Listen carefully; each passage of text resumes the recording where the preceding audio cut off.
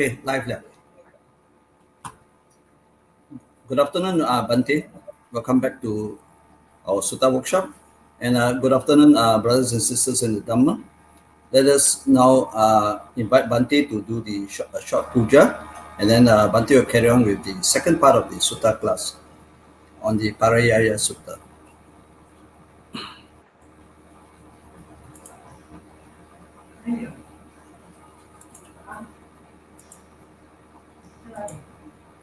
Yoma? Okay, live lab.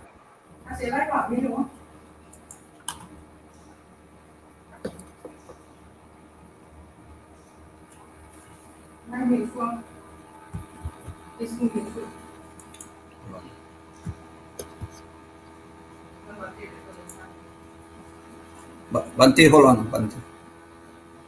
Bante. Yes. Hold on, I think it's not live yet. It's okay. I lead directly. No need this one. No need the screen. Okay.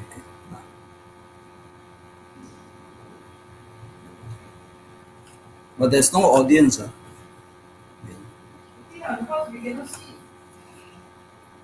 Bante, I think we are not online yet. Wait.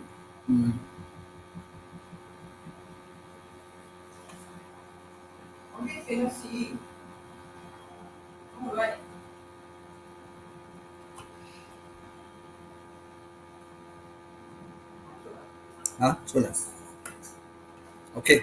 Bante, we are now live. Okay. Bante will lead the puja. Namo tassa bhagavato arahato samma sambuddhassa. Namo tassa bhagavato arahato samma sambuddhassa. Namo tassa bhagavato arahato samma sambuddhassa. Buddhang saranang gacchami. Dhammang saranang gacchami. Sanghang saranang gacchami. Dutiyampi buddhang saranang gacchami. Dutiyampi dhammang saranang gacchami. Dutiyampi sanghang saranang gacchami. Tatiyampi buddhang saranang gacchami. Tatiyampi dhammang saranang gacchami. Tatiyampi sanghang saranang gacchami. Panatipata veramani sikkhapadang samadhiyami. Adinadana veramani sikkhapadang samadhiyami. Kamesu miccācara veramani sikkhapadang samadhiyami. Musavada veramani sikkhapadang samadhiyami. Surameraya majapamadatthana veramani sikkhapadang samadhiyami.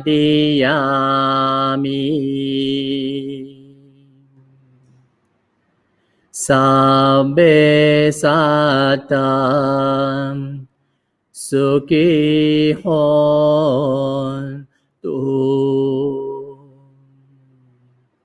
Sadhu, sadhu, sadhu.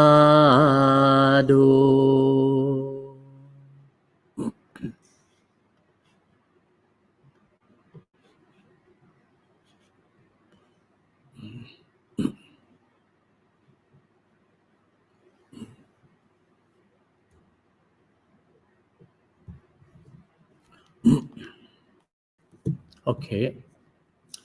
So now we continue from this morning. So today afternoon we will look at Pariyaya Suttas. It's from the Samyutta Nikaya 46. Afternoon session, we look at it. Comes bhikkhu, abandon the five hindrance, the corruption of the mind that weaken wisdom, and develop correctly the 7 factors of enlightenment. Bobby, you show the slideshow.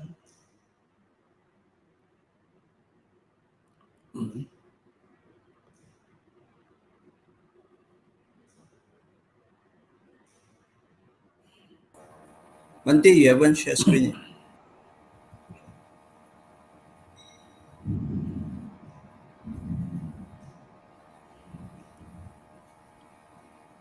You show the slide. No, I'm waiting for you to share screen, Bante. Oh, not yet. Not yet. Oh, sorry. Yeah.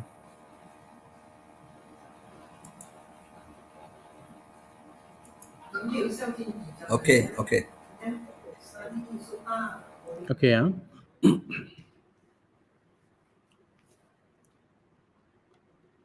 okay, I got it. Okay.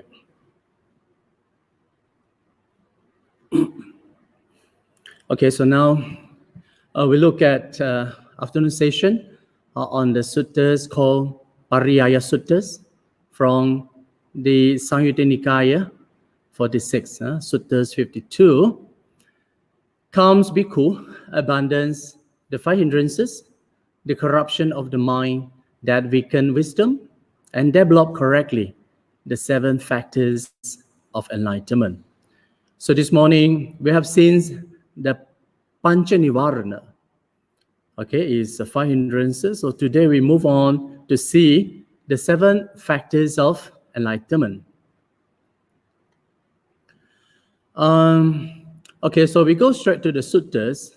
Pariyaya means the exposition, method of exposition. So some wanderers tell some Buddhist monks, heretics tell the Buddhist monk that they to teach the 5 hindrance and the 7 awakening factors. So what is the difference? The Buddha explained by giving a detailed analytical treatment that he says is beyond the scope of the wanderers. So I should read out the whole text. It's not that long, so we can read this slowly. Then, in the morning, a number of bhikkhus dressed and taking their bows and ropes entered Savatthi for alms. Then it occurs to them, it is still too early to walk for alms in Savatthi. So let us go to the park of the wanderers of the other sex. Then those bhikkhus went to the park of the wanderers of other sex. They exchanged greeting with those wanderers, and when they have concluded their greeting and cordial talk, they sat down on one side. The wanderers then said to them, "Friend, the ascetic Gautama teaches the Dhamma to his disciples comes bhikkhus abundant wisdom and develop correctly the 7 factors of enlightenment. We too teach the Dhamma to our disciples. Come, friends, abandon the five hindrances, the corruption of the mind that weaken wisdom, and develop correctly the 7 factors of enlightenment. So, friends, what here is the distinction, the disparity, the difference between the ascetic Gautama and us. That is, regarding the one Dhamma teaching and the other, regarding the one manner of instruction and the others. Then those bhikkhus, they neither delighted in or nor rejected the statement of those wanderers. Without delighting in it, without rejecting it, they rose from their seats and left, thinking, we shall learn the meaning of this statement in the presence of the Blessed One. Then, when those bhikkhus had walked for alms in Savatthi and had returned from the alms round after their meal, they approached the Blessed One. Having paid homage to him, they sat down to one side and reported to him the entire discussion between those wanderers and themselves. The Blessed One said, Bhikkhus, when wanderers of other sects speaks but thus, that should be asked, friend, is there a method of exposition by means of which the 5 hindrances become tame and the 7 factors of enlightenment become 14? Being asked thus, those wanderers would not be able to reply, and further, they would meet with vexation. For what reason? Because that would not be within their domain.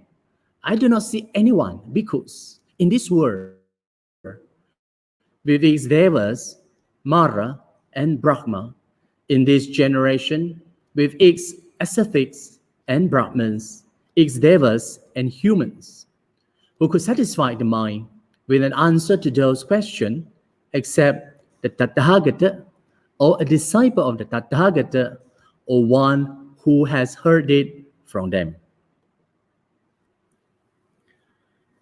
The first part, the 5 become tense.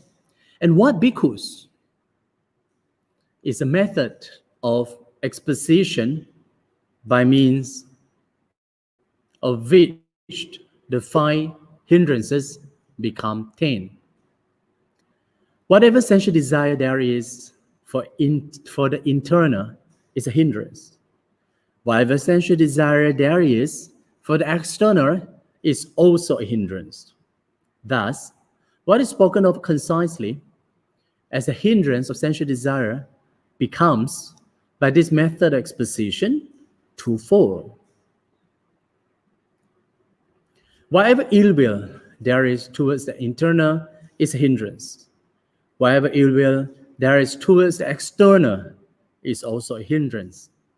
Thus, what is spoken of concisely as a hindrance of ill will becomes, by this method of exposition, twofold. Whatever sloth there is a hindrance. Wherever torpor there is also a hindrance. Thus, what is spoken of concisely as a hindrance of sloth and torpor becomes, by this method of exposition, twofold. Whatever restlessness there is a hindrance. Whatever remorse there is also a hindrance.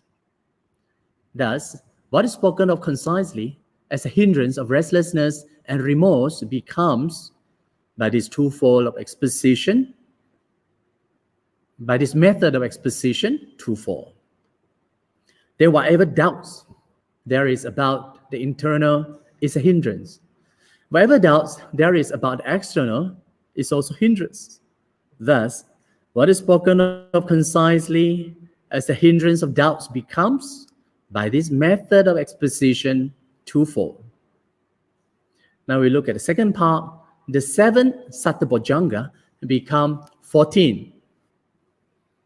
And what bhikkhus is a method of exposition by means of which the 7 factors of enlightenment becomes 14. Wherever mindfulness there is of things internal is the enlightenment factors of mindfulness. Wherever mindfulness there is of things external is also the enlightenment factors of mindfulness. Thus, what is spoken of concisely is the enlightenment factors of mindfulness becomes by this method of exposition twofold. So the first one is the mindfulness. And the second, whenever one discriminates things internally with wisdom, examine them, make an investigation of them, that is the enlightenment factors of discrimination of states. Whenever one discriminates things externally with wisdom, examine them, make an investigation of them, there is enlightenment factors of discrimination of states. Thus, what of concisely as the enlightenment factors of discrimination of states becomes by this method of exposition twofold. Third, whatever bodily energy there is the enlightenment factors of energy. Wherever mental energy there is also the. Thus, what is spoken of concisely as the enlightenment factor of energy becomes by this method of exposition twofold. 4. Whatever rapture there is accompanied by thought and examination is the enlightenment factors of rapture. Wherever rapture there is, without thought and examination is also the enlightenment factors of rapture. Thus, what is spoken of concisely as the enlightenment factors of rapture becomes by this method of exposition twofold. Whatever tranquility of body there is the enlightenment factors of tranquility. Whatever tranquility of mind there is also the enlightenment factors of tranquility. Thus, what is spoken of concisely as the enlightenment factors of tranquility becomes by this method of exposition twofold.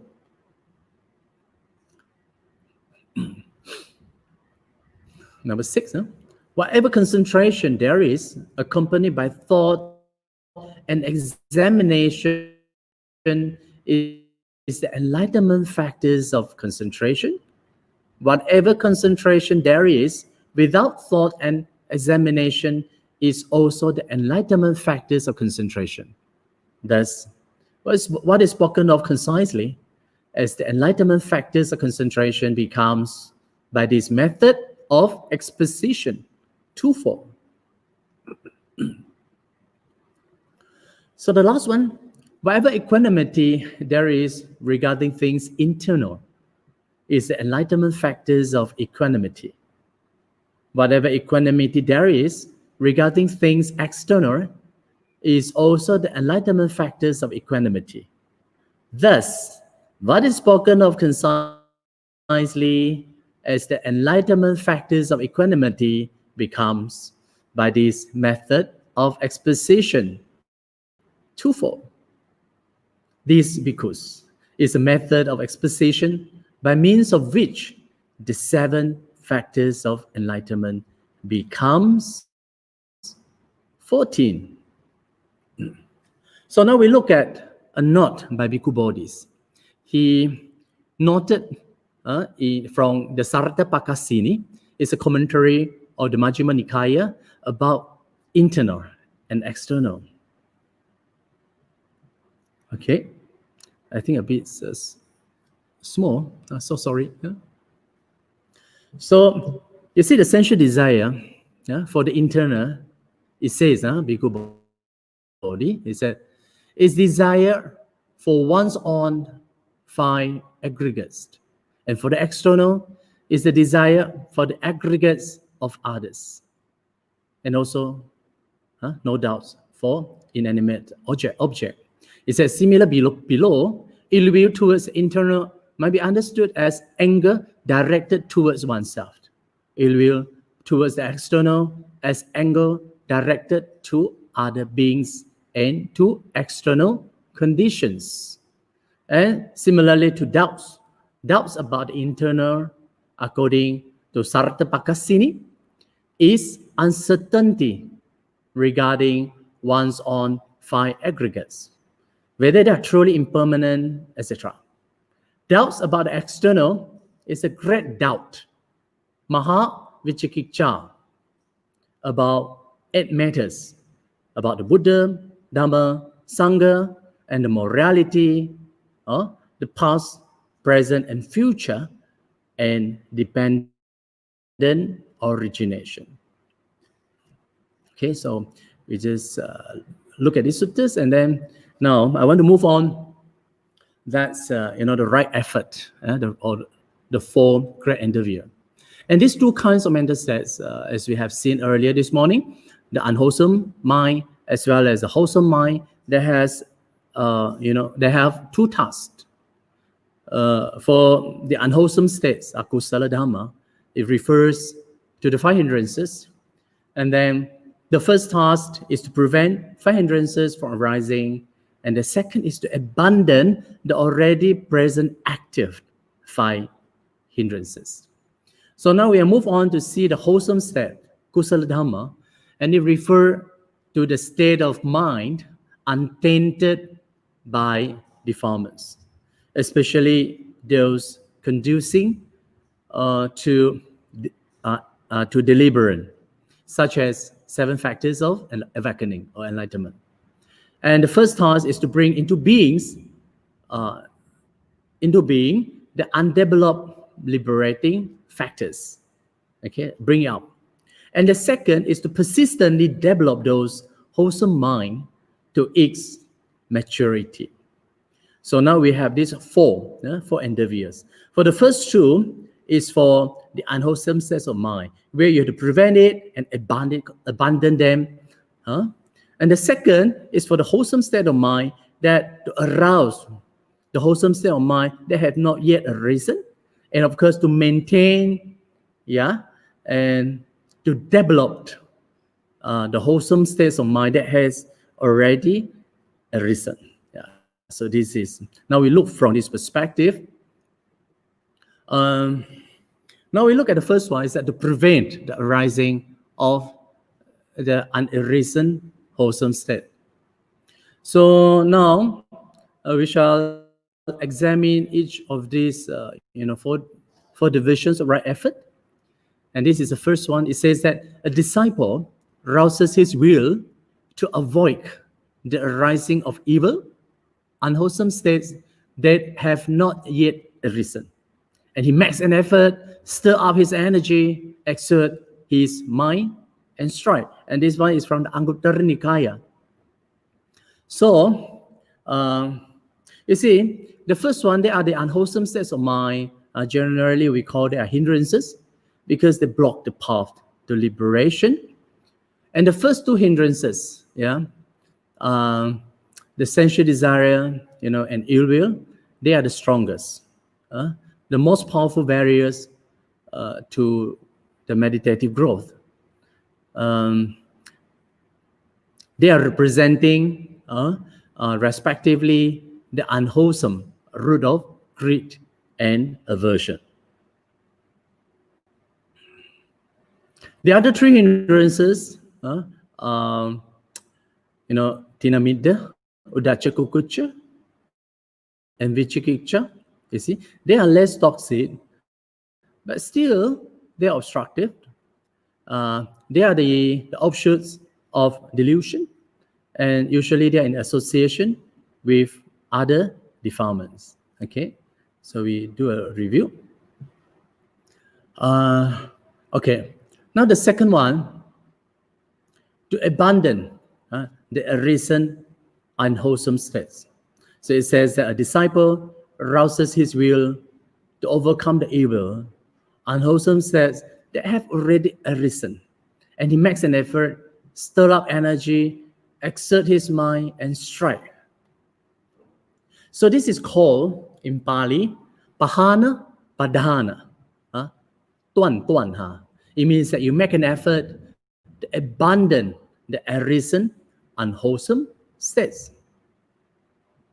And the Buddha taught us to restrain our senses and to guard our senses, our sense faculties, so that unwholesome dhammas such as defilements will not arise. But there are unwholesome defilements still arise. That is because this defilement swell up from the depth of the mental continuum, which accumulated from the past, and they arise as unwholesome thoughts and emotion. So when this happen, an effort to abandon them becomes so necessary. So this is what in Pali called pahana, padhana. It means that the effort to abandon the arisen, unwholesome states. Okay, I hope it made clear. And there are these 5 techniques, okay, for expelling defiled thought, and we have seen this also in the morning, but I just only go through once again. So you see, it says in the Majjhima Nikaya, this one is from the Majjhima Nikaya, and there is a simile. It just as a skilled physician, it has a different medicine for different ailments. So the Buddha also has a different antidotes for different hindrances, and some equally applicable to all, and some geared to a particular hindrance. So in this Majjhima Nikaya, the Buddha explained 5 techniques for expelling the defiled thought. So these are the 5. To expel the defiled thought with a wholesome thought, which is its exact opposite. We shall look at it afterwards. And the second, the forces of shame, hiri, and moral dread, or tappa. And the third, deliberate diversion of attention. And the fourth is confrontation. And the fifth is suppression. So this is another antidote given in the Majjhima Nikaya. So we shall look at them. So the first one is to expel the defiled thought with the wholesome thought, which is its exact opposite. And there are these 5 antidotes. So for example, antidotes for a desire. So it says to counteract desire, meditation on impermanent is quite appropriate. It is because of our seeing things upside downness, we presume there is permanent, everlasting entity. Therefore, the Buddha teaches us the practice of impermanent. So we see those objects of clinging are of the nature of clinging. They are not stable, and hence our mind will become settled and calm. There are another method of antidotes for desire, that is the contemplation of foulness of the body. So that is the contemplation of the unattractive nature of the body. So these are the antidotes for the Kamachanda given by the Majjhima Nikaya. And now we look at another antidotes. Of course, the best antidotes for the ill will is the meditation of loving kindness, metta, and which banishes all traces of anger and hatred through a systematic radiation of the altruistic wish that all beings be free from affliction, be free from hostility, be free from anxiety. May they attain their own happiness. So we used to chant like Sabbe Sattha Avera Hontu, Abhyapaja Hontu, Anigha Hontu, Sukhi Atanang Pariharantu. May all beings, may they be free from affliction, be free from hostility, be free from anxiety. May they maintain their own happiness. So this is the metta chant. And the third, antidotes for the dullness and drowsiness. So dispelling of dullness and drowsiness called for special effort to arouse the energy, and for which several methods are suggested. For example, the visualization of a brilliant ball of light, to awaken the mind of ignorance, getting up and doing a period of brisk walking meditation also, and reflection on death, or simply make a firm determination to continue striving. So this probably, that helps to overcome the dullness and drowsiness. Now we look at number 4, antidotes for restlessness and worry. Restlessness and worry, effectively, counteracted, by turning the mind to mindfulness of in and out breathing. And this method helps effectively calming the mind down. Okay, all these antidotes they are proposed by, in the suttas, Majjhima Nikaya. And the 5th one is antidotes for doubts. Yeah? It means that to make inquiry, ask questions, and study the teachings until the obscure points become clear.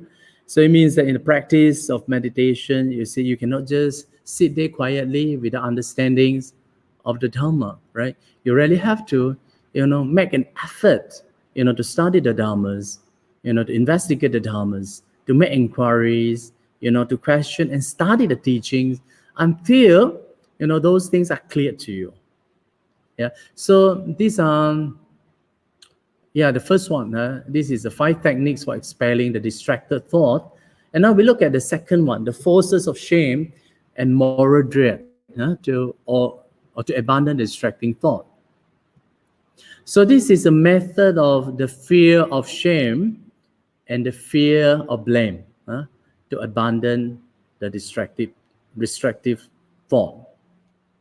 So one reflects on the thought as shameful and blamable, or consider them as undesirable consequences that one expected. Yeah.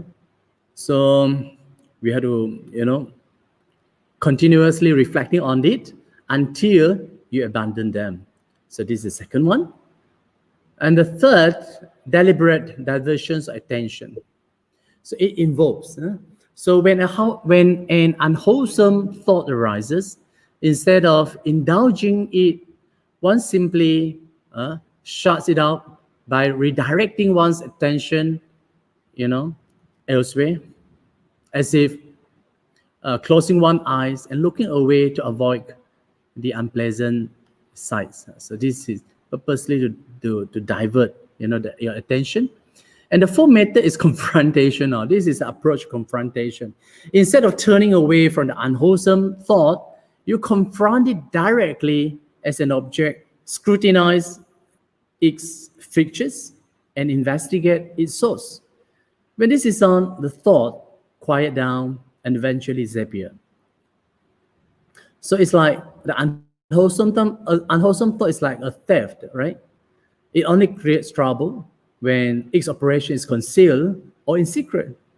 But when put under observation, it becomes tame and quiet down. And the last one, suppression, okay? So I think you understood the word suppression. You suppressed, those hindrances. Now, the Buddha says, okay, when applying this 5 method, right, particularly mentioned in the Majjhima Nikaya, with skill and discretion, one becomes a master of all the pathway of thought. So it says that one is no longer the subject of the mind, but its master. Then whatever thought one wants to think, that one will think.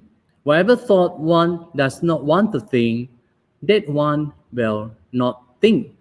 Even if unwholesome thought occasionally arise, one can dispel them immediately. So the third of the right effort is the aroused, unarisen, wholesome state. So this is something to do with arousing, the wholesome mind, right? So now you look at it, the wholesome state to be developed, bhavana, padhana, you see, there is this serenity and insight. It means that through the practice of samatha and vipassana, you see, then you have the, particularly on the foundation of mindfulness, through the practice of the noble effort path, eventually you lead to the enlightenment through the 7 factors of enlightenment. So these are the path, right, leading to the enlightenment. So it's not other than the 4 foundation of mindfulness, noble effort path, and the 7 factors of enlightenment. And the 4th, to maintain the arisen wholesome states. Okay, so the disciple rouses his will to maintain the wholesome things that have already arisen, and not to allow them to disappear, but to bring them to growth, to maturity, and to the full perfection of development. And he makes effort, stir up his energy, exert his mind, and strive. Right? So this one we call anurakana padhana, endeavor to maintain. So Anguttara Nikaya says, keep firmly in the mind a favorable object of concentration that has arisen. So now we look at these 7 factors of enlightenment. So these are the prerequisites for your final attainment, right? It talks about the mindfulness, investigation of Dhamma, talk about energy, talk about rapture, talk about the tranquility, talk about concentration, and talk about the equanimity. So we shall investigate them, one by one. What are these? And then their way to abandon them, or way to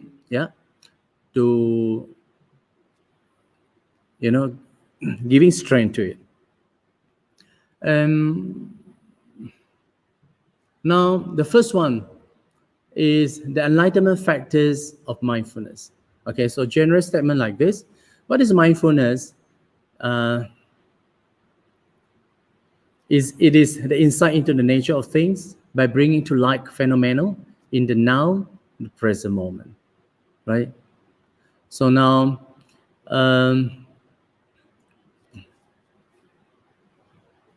you see, in a lot of descriptions of this Satta Bojjhanga, you will find the similar, 4 kind of attention of the enlightenment factors of mindfulness. It says that, when the enlightenment factors of mindfulness is present within me, when the enlightenment factors of mindfulness is present within him, a bhikkhu should understand the enlightenment factors of mindfulness is present within me. Okay, so this is a 1 attention. The second, when the enlightenment factors of mindfulness is absent from him, he understands the enlightenment factors of mindfulness is absent from me. This is 2nd attention. And the 3rd attention is he understands how the enlightenment factors of mindfulness that has not yet arisen within him comes to arise. And the 4th attention is he understands how the enlightenment factors of mindfulness that has now arisen is developed and perfected.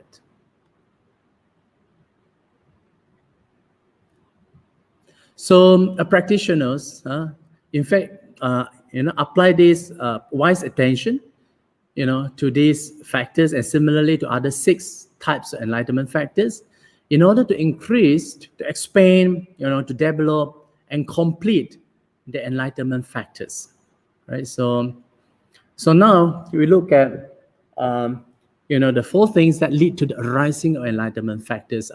These are probably the reference for you all. So they are very, very straightforward.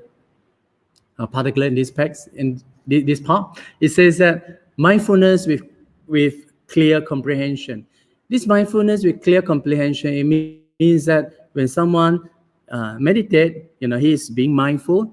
It means that with sati together with sampajana or sampajanya, clear comprehension.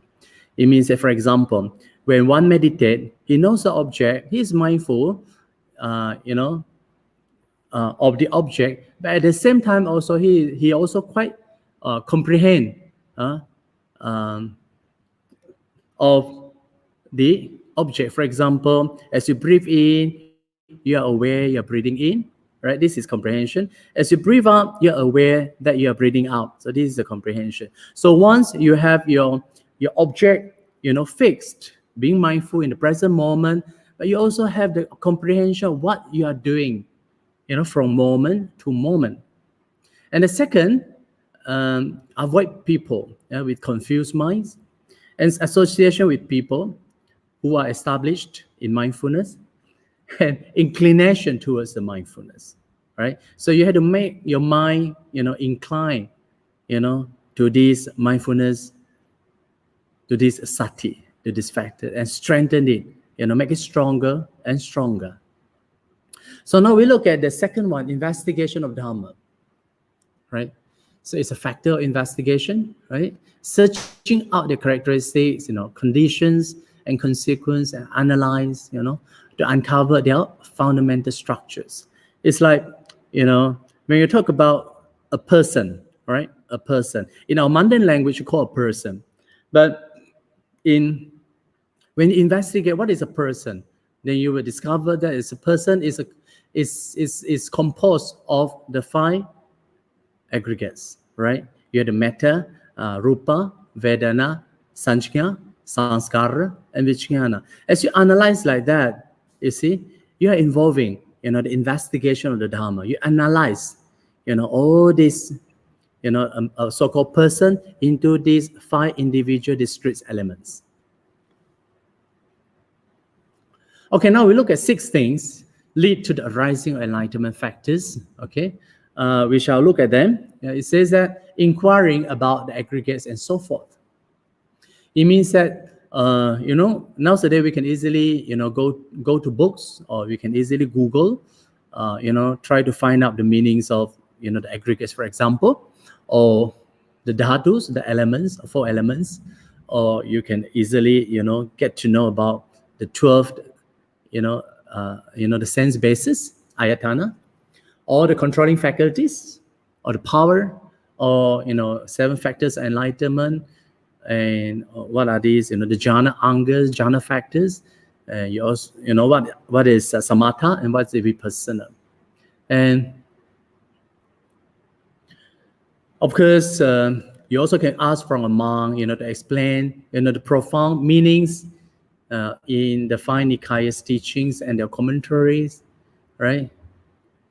That's why, if you don't understand the teaching, you find it hard to practice, and you should, go to look for teachers, yeah? And of course, now with the advanced technology, it's easier for you to look for, online. And the second one is the purification of the basis, namely, the cleaning of the body, clothes, and so forth. So the purification of basis is a cleaning of the personal basis, the body, and of the impersonal basis like clothes, dwelling places. For example, it says that the flame of a lamp is unclear because its wick, oil, and container are dirty.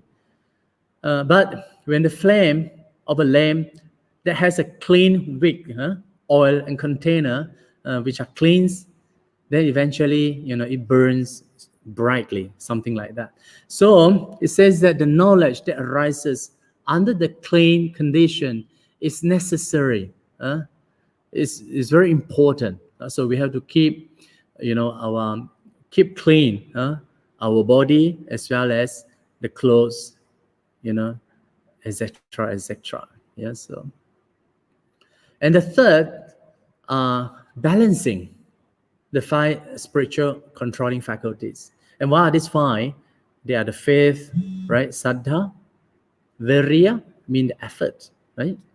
And the sati, mindfulness, samadhi, concentration, and the wisdom.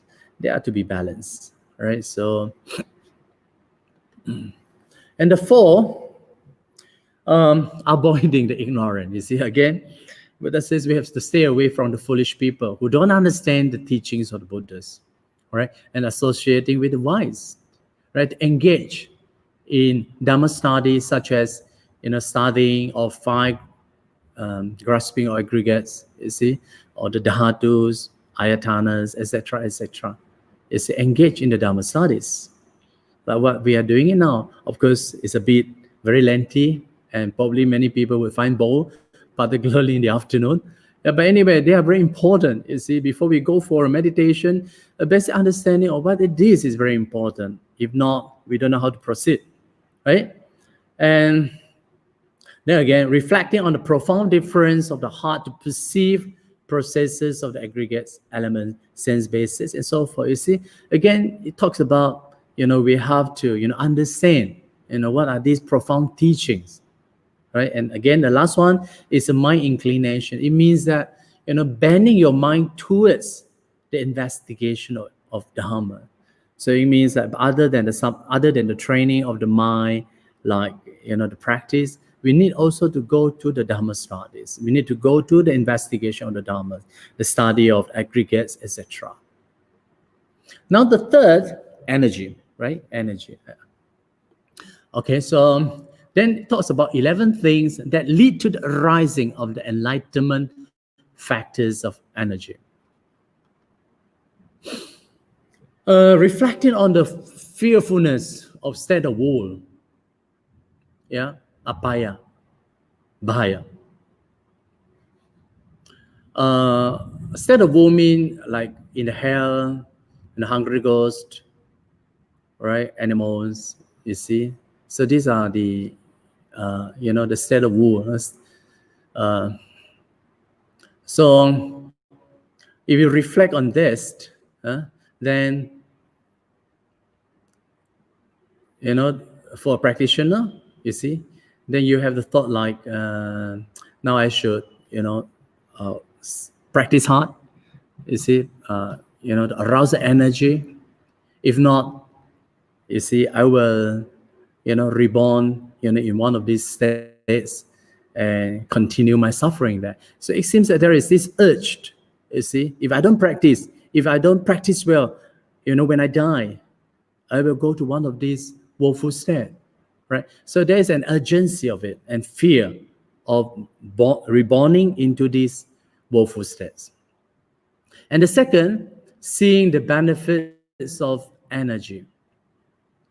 Okay, the benefits of energy, it means, when you talk about someone who put an effort into the practice, that he will attain into certain stages of,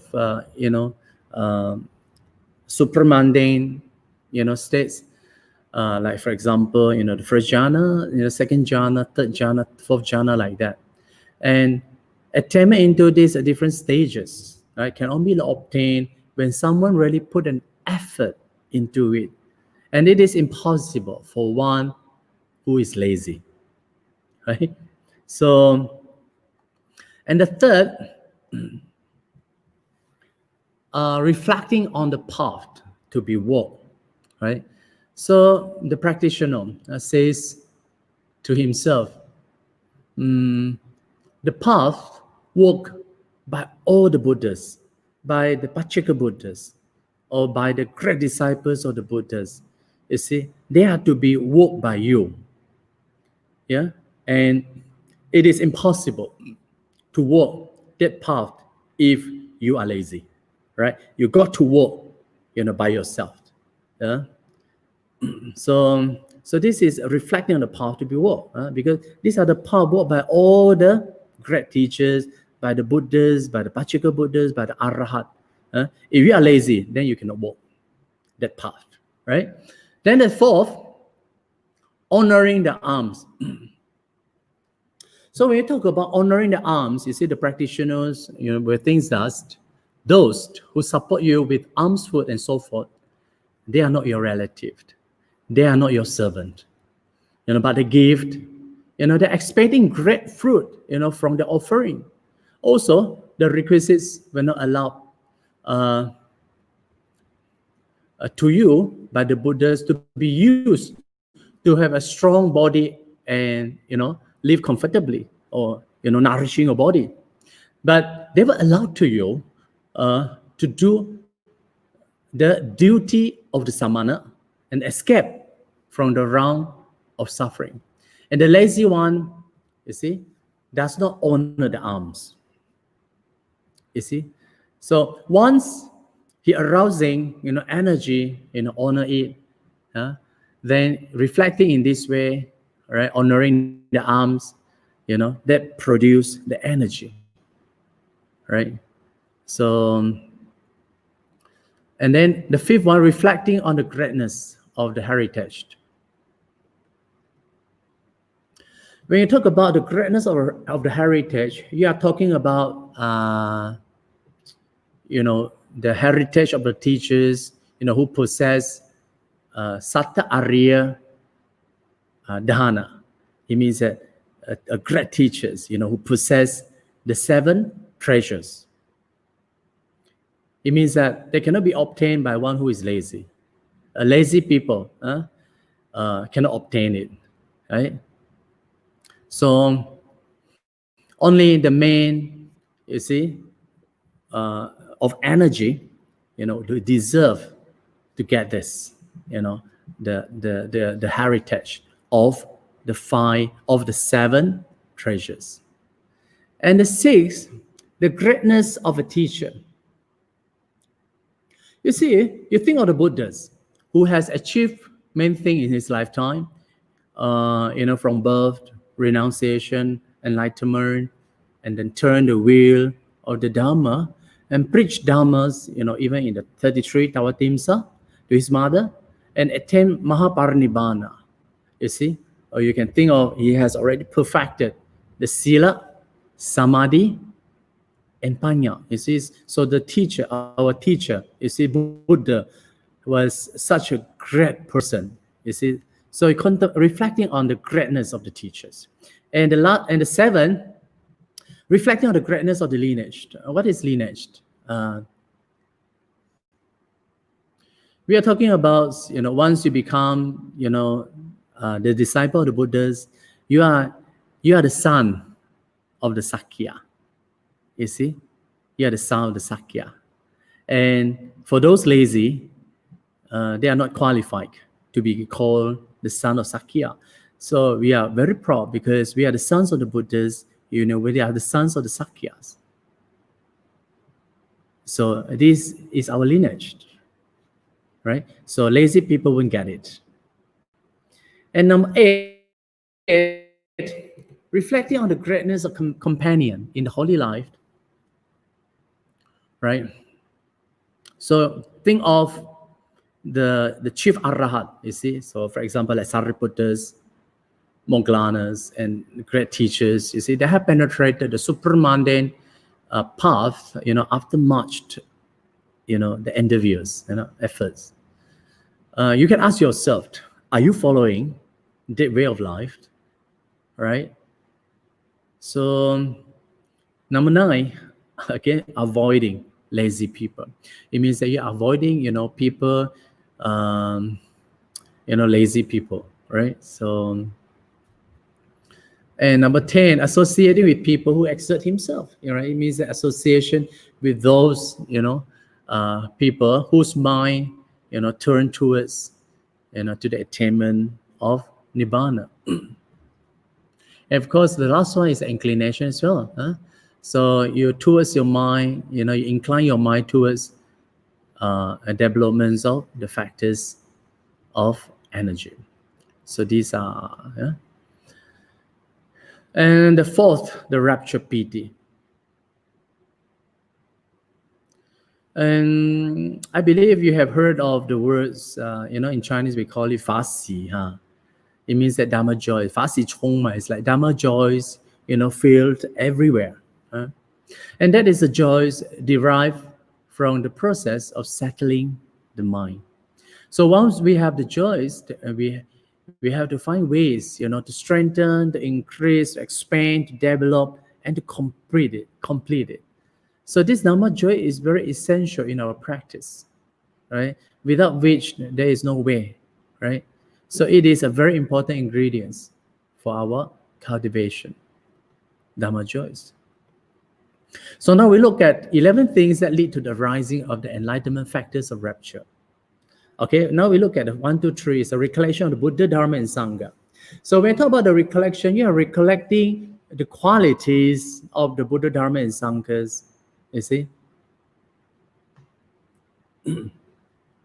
Okay, so we have no time to go through, what are the qualities of this, yeah? But anyway, we shall look at it other day, yeah? But the recollection of virtue, this is also recollecting, the sila. You see, reflecting on your unbroken virtue, yeah? Or even for lay people, you also can contemplate, right, on this, right, through your observation of the 5 precepts, 8 precepts, and 10 precepts, and then your cultivation and your practice is unbroken. And number 5, recollection of generosity. Yeah. So like contemplating of giving food, fine food to other companions who are in need of food, during difficult times of famine and the like. So when you recollect like that, you see, it arises, the kind of, the joys, the raptures, recollecting like that, you see. Or you can also, like giving, generous, recollecting the generosity, in giving alms to the virtuous people. When you think back also, you feel joyful. Okay. And then, of course, like devas, you see, similarly also, when you talk about the devas, you see, you're recollecting. So these are what we see, is 6 qualities under this anusati, recollection. And then recollection of calmness. So it means that, you're keeping alive with peace, with morality, concentration, wisdom, right? So in this way, when you contemplate like that, your defilements will become less, and then your life will fill with more joys, right? And number 8, avoiding the coarse people. It means that you are keeping away from the rough people and who have no faith in the Buddha and the like. And because these people, they don't respect, the sanghas, they don't go to the temple, they don't worship the shrine and respect the elders, to try to avoid them. And of course, associating with the cultured people, yeah. And what are these? What is the quality of cultured people? It means that they have these are the people who has faith in the Dhamma, and then of course his mind is very soft and gentle,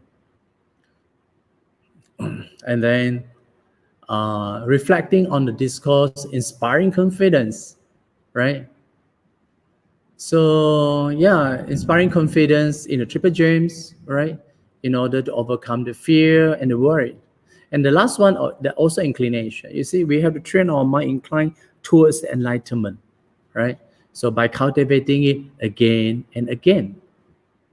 So the 5th is tranquility, passaddhi, right? It's tranquility, the rapture. So here is 7 things that lead to the rising of the enlightenment factors of tranquility. So, okay, eating food. Food is very important, right? So the fine food here means, very excellent food, very beneficial food, and that suit one in the cultivation, right? And of course, when you have enough food, you see, that give you strength for the cultivation.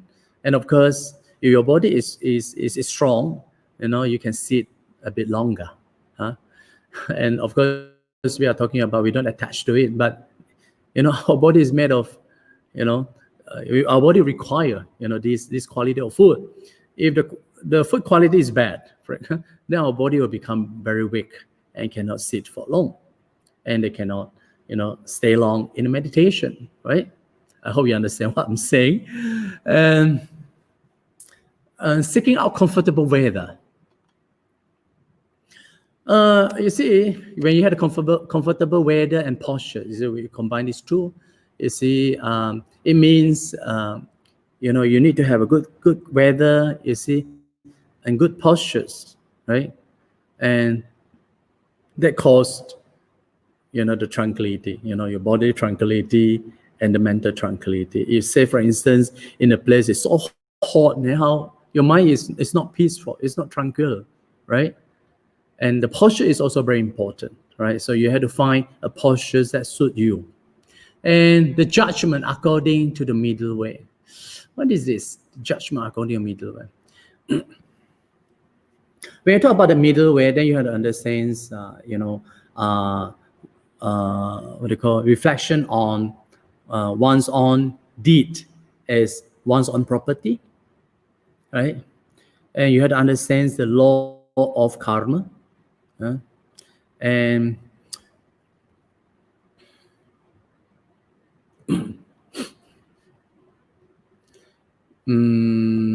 everything is due to karma, So people, they have like thought like, oh, I experience an unpleasant feeling. That is because I'm punished by God, right?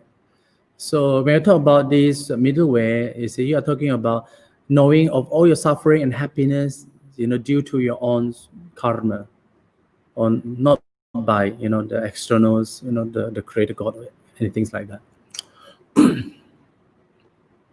Avoiding people who are physically restless, right?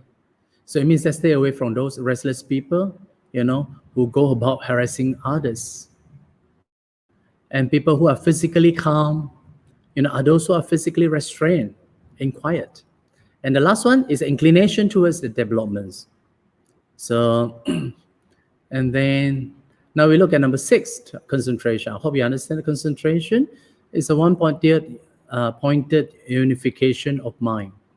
So also there are, proposed 11 things that lead to the rising of concentration, like purification of the basis. I think for one who meditates, he has to keep, things, his body and the things surrounding clean, right? Including the clothes, including the dwelling places.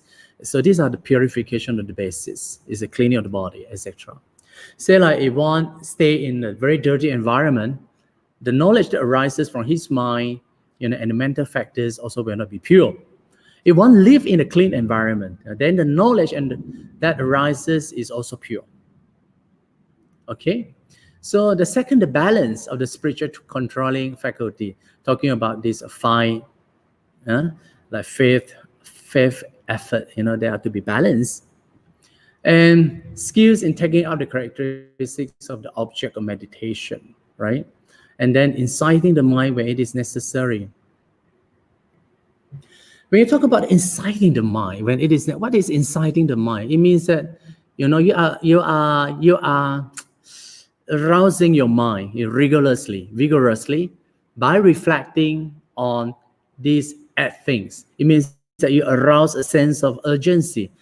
For example, like birth, old age, disease, death, the suffering of the four woeful states, the samsaric rounds of suffering in the past, the suffering rooted in search of food in the present life.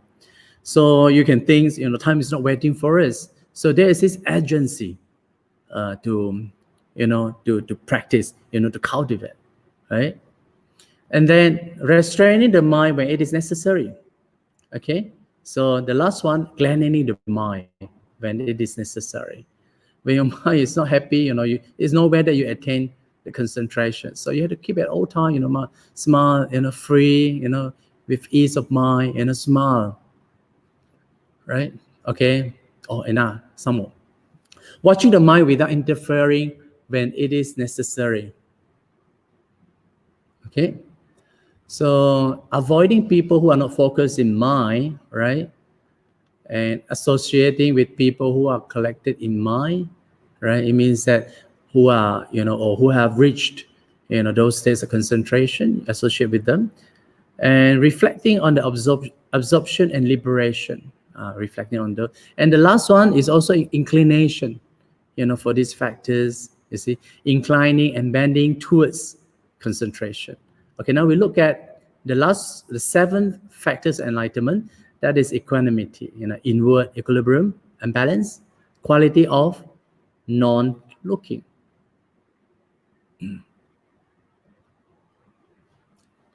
Now 5 things lead to the rising of the enlightenment factors of equanimity.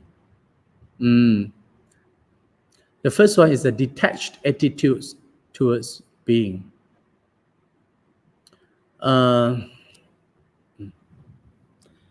You see, when you talk about the detached attitudes, towards being, is brought about by the reflection on beings as owners of their own deeds, and by reflection in the ultimate constituents of the phenomena. You can also reflect like this. Okay, you have been born here is because of your own deeds in the past, and you will depart from here according to your own deeds. Who then, is the being you are attached to? So if reflecting on like this, okay, and or you also can think like, we are saying like what they call reflecting on the ultimate constituency, of phenomena. You see, then you also can say that ultimately, when I analyze all these things, there is no beings, and to whom then, can you be attached to? You see, so this equanimity and detached attitudes towards things, yeah. So you can reflect on the no ownership and the nature of temporariness. You see, for example, contemplating on the ropes. You see, the ropes. You see, so beautiful. You attach to it, but once you contemplate like this, it will soon be fade and getting old, and then you can turn the cloth into a food cleaning rag, or later on thrown away. You see, so and avoiding people who are egoistic in regards, and associating with people who are neutral, right, impartial in regards to living beings and things, an inclination for developing the enlightenment factors of equanimity. Okay, so because the time's not allowed me to say, so we have to move forward quickly. And mindfulness initiates a contemplative process, right? So when mindfulness becomes well established, it arouses investigation. Investigation in turn calls forth energy. Energy gives rise to rapture. Rapture leads to tranquility. Tranquility to one-pointed concentration, and concentration to equanimity. Right? So it says when any one of these factors arises, its presence should be noted. So after noting their presence, one has to investigate to discover how it arises and how it can be matured and strengthened. Okay, so consistent cultivation, for all these, factors and enlightenment is very important, right? Okay, so I will leave it to any question. Stop the sharing. Okay, so Bobby. You want triggers this? Yeah, Bante, thank you for the wonderful sharing.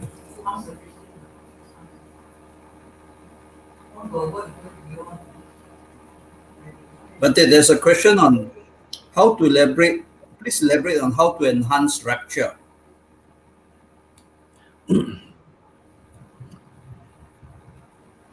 Okay, I think in my slide, I have mentioned on those things. You want me to go back to the slide here? No, it's all right. Okay. So you think it generally,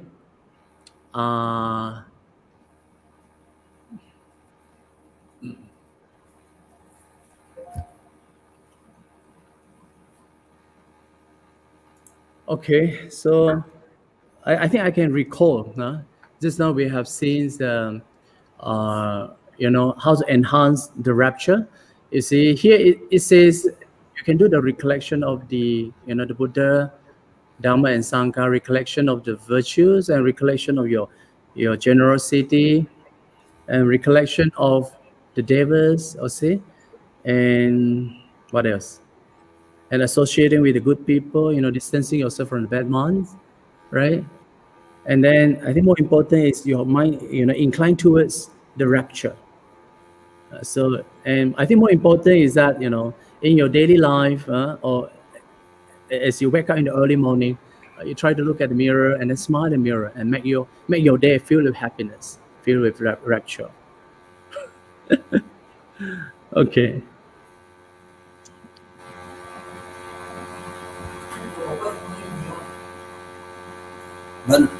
Bante, there's is the cultivation of sila. Sorry, I can't hear. Bante, is the cultivation of sila, morality, very important for the establishment of these factors of enlightenment? Cultivation of sila. Okay. Is it very important to develop the seven factors? Definitely. Yeah, because the sila, the morality, is foundation. And in many suttas, it says that without the foundation of morality, there is no way that you can reach the concentration and furthermore wisdom. So the sila is the foundation. Okay. So usually when you come for a retreat, you see, you will ask to observe at least, okay, at precepts. At precepts. So once you observe the pure, the sila, unbroken sila, you feel at ease. You see, and you are joyful. You feel at ease, and that facilitates your attainment of concentration, for sure. Bante, are the seven factors of enlightenment in sequence, starting from mindfulness and ending with equanimity? Oh yes, yeah, it's true. Yeah, they are in sequence, correct. Yeah, in sequence. You see, like the last segment we have seen, it says that when mindfulness. Sorry, I check. It says that when mindfulness, the first one become established, the second one, investigation also will be aroused, will be arise, arisen. You see, it means that from the mindfulness factors, then arouse the investigation, Dhamma Vichaya. And when the Dhamma Vichaya arises, then energy arises, like that. You see, it's like that. Yeah. And energy arises. You see, the rapture also arises. When rapture arises, that leads to tranquility. When tranquility arises, that lead to the concentration. And then when concentration arises, that lead to equanimity. Okay.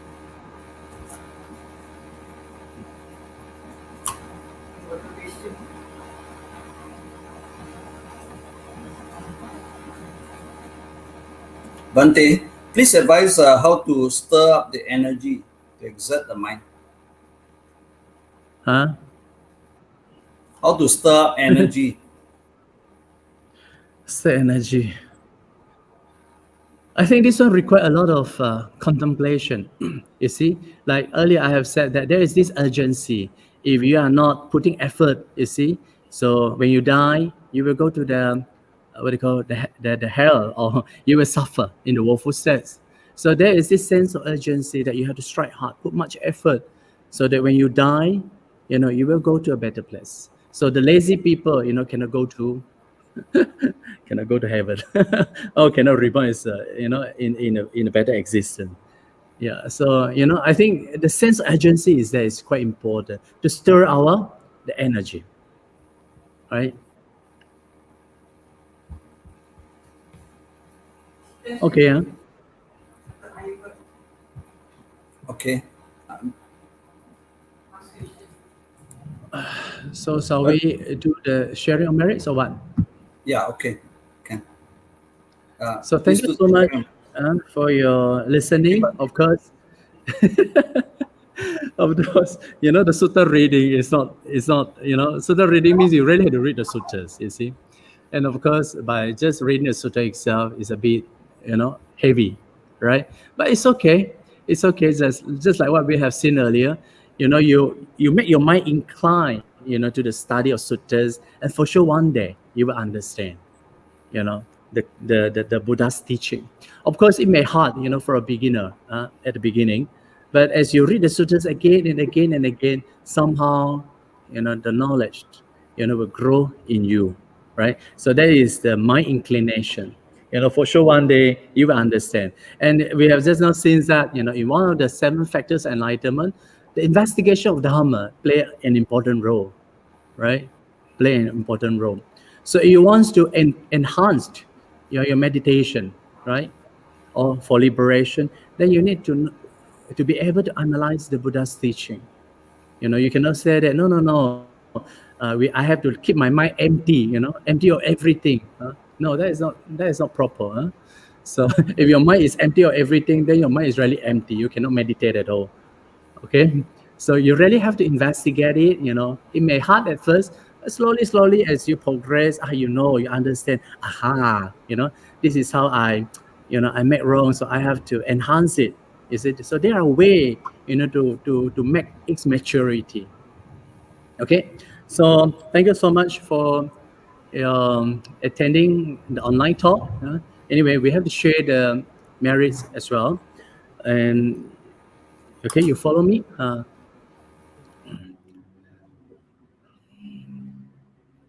Imang no punya bagang mata pitu nancha acharya nancha sapa sata nancha sapa mita nancha sapa nyati nancha sapa peta nancha sapa devata nancha Bhajemam sabbe sattva sukhita hontu. By these meditative seeds that I have acquired today, may all beings, parents, teachers, friends, relatives, brothers, endeavors share my merits. May all beings be well and happy. Sadhu, sadhu, sadhu.